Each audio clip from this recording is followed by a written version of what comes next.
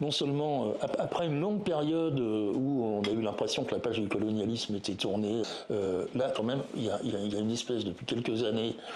de retour de la question coloniale. Pour ne prendre que l'année dernière, bon, si on regarde ce qui s'est passé en Kanaki, bon, avec une situation quasi insurrectionnelle liée à une décision de la métropole de modifier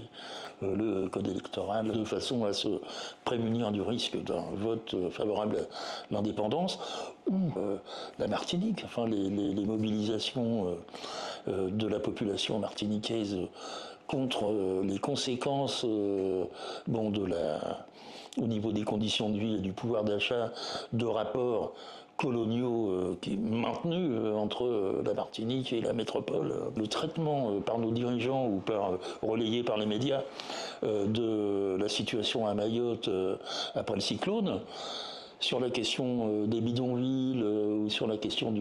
du nombre important de gens en situation irrégulière, c'est-à-dire ni plus ni moins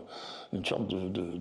d'annexion contre le droit international de l'île de Mayotte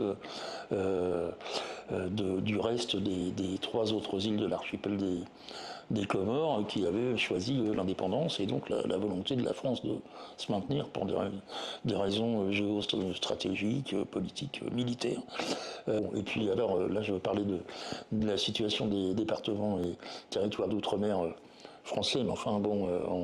on sort d'une année où l'actualité de Gaza et de la Palestine a été importante. Bon, la question de la colonisation, elle est aussi centrale dans cette crise.